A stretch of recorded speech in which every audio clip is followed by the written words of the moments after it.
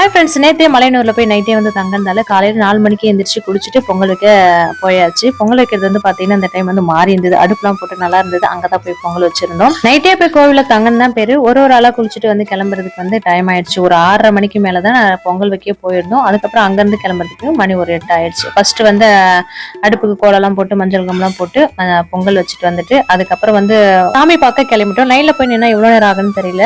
ஏதாவது சாப்பிடலாம்னு நினச்சிருந்தோம். அந்த கூழ் கடையில் வந்து அந்த ஊறுகாவை பார்த்த உடனே கூழ் குடிச்சே ஆகணும்னு சொல்லிட்டு கூழ் குடிச்சிருந்தோம்.